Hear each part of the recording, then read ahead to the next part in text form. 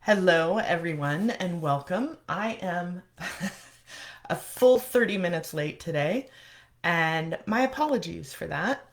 I have been wrestling with the Zoom and Facebook Live integration today in anticipation of the special live we have with Lisa this afternoon. And let the record show that it is Facebook and Zoom 1, Gen 0.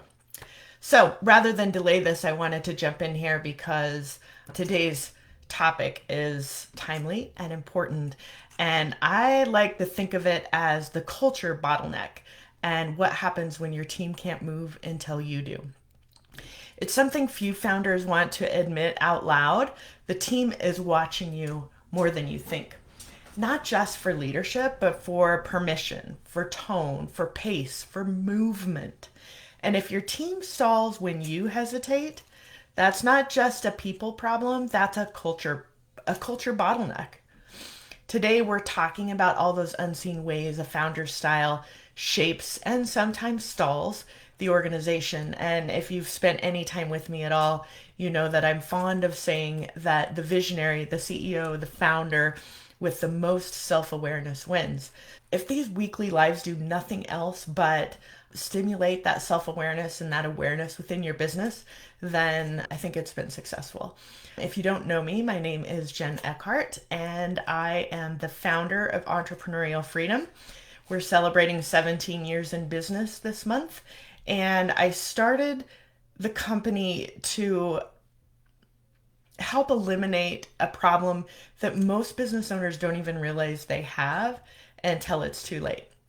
Because most business owners are the backbone and the brain of their business, and that's great when you're starting out. But we help eliminate that dependence for owners so that the business exists separately from the owner and can run and thrive and grow without the business owner's constant presence and input. And we do that through operational systems on one side of the mirror. And on the other side of the mirror is the personal transitions that take place as that founder grows into the next stage of leadership that the business needs to thrive. So, back to today and the cultural bottleneck and why self-awareness is so important. You may be the visionary, but if everything, decisions, innovation, accountability, if all that waits on you, then you're the culture bottleneck. There's no other way around it. The goal isn't for you to stop leading, it's for you to stop being the throttle. You hear the difference with that? So I want to talk today about 4 cultural patterns that signal to me that there's a founder bottleneck. And we always start our work with a new client with a diagnostic. I'm a firm believer in diagnose before you prescribe. And so it's really important for us at the beginning of our work together to establish what a benchmark is, what a baseline is, and be able to measure outcomes based on that as opposed to just how we feel on any particular day. So these are these are 4 of the things rather. One of the things broadly that we look at when we do that diagnostic. So 4 patterns that to me signal the founder is a bottleneck.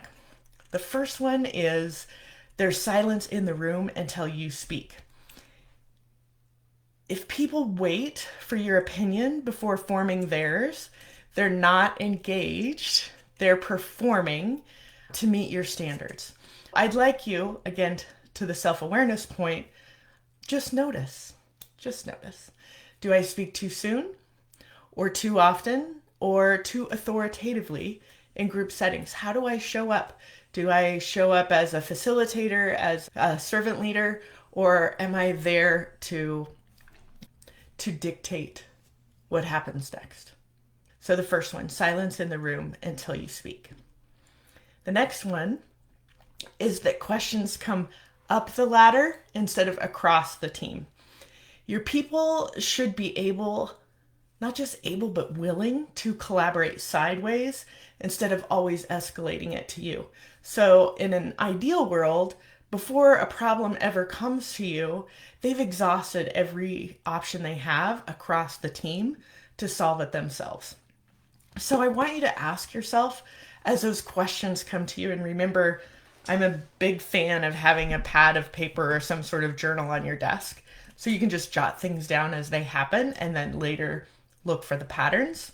Ask yourself, as those questions come to you, which of these could have been resolved on a peer to peer basis as opposed to coming into your office and expecting you to solve for them. So that's the second sign. The third sign that I see that indicates to me that you're the cultural bottleneck is that change only happens when you drive it. And this is probably the most common one. If no one else in the company initiates improvement, if they don't actively look for things that can be better, first of all, and take the steps to make them better, then the culture may be overly top down. I'll give you an example of it actually turned out to be one of our best case studies ever. But when I arrived, the owner was the only one driving strategic objectives. There wasn't enough engagement throughout the team that they felt bought in to the vision, and nobody had ever answered for them the question, what's in it for me? The owner, on the other side, was pushing the change, pushing the strategic objectives, not able to handle them all himself, and then felt like embarrassment or shame, thinking that his team was judging him when he didn't follow through on the things that he'd said he was going to do.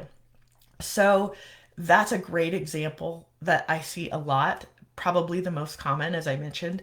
And so I want you to ask yourself, what permission, what autonomy am I unintentionally withholding? So a lot of this that we're talking about, again, goes back to that self-awareness for you and just a realization of people watching what we do more often than what we say to take their cues. And that's the human nature of, or the nature of being human, I guess is what I want to say.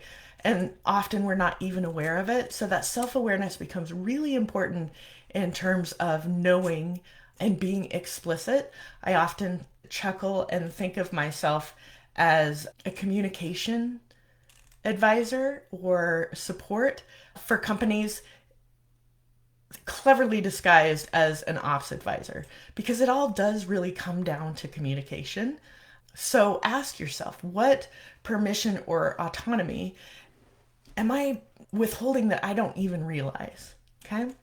And the fourth one, the fourth sign that I look for that indicates you're the cultural bottleneck is risk aversion that's tied to your preferences. So let me explain what that is. Teams avoid trying things not because they'll fail, but because they're not your way. And this is important that there's a nuance here, because there's a real advantage to creating the culture. We've talked about that at length and how important the culture is, and this is how we do it here. But we also don't want to limit the idea. Dan Sullivan talks about who, not how. We don't want to limit our world or our possibilities by just what's my way. I want to hire really smart, innovative people because they think differently and better than I do, not because I want them to fall in line with exactly the way I want to do it. So do you feel that nuance, that, and hear that nuance? There's a vision that we want them to come behind. There are core values that we absolutely want them to support. But then we need to talk about, what does innovation look like? And perhaps more importantly, what happens when we fail or we make a mistake? Because believe it or not, what happens when we make a mistake is what shapes this risk aversion. Okay? So I want you to ask yourself, notice, pad of paper in hand, have I built a culture of compliance or of creativity? And it's important for you to know that. And again, all these things are opportunities to first notice and then very intentionally create the culture instead of letting it happen by default, which is what most of us do. So as we move ahead, I want you to be very aware that culture isn't what you say, it's what your team does when you're not around. Just sit with that for a minute. And if everything slows when you step back, the issue isn't their competence, it's the environment that you've unintentionally created. Change that, and you change everything. So, this week, I want you to watch how people interact before you join the room. This is our field work. And then ask yourself, what would it take for them to move faster without me? Okay? Share one insight in the group or join us in the next thread, because your culture doesn't just need direction. Sometimes it needs permission.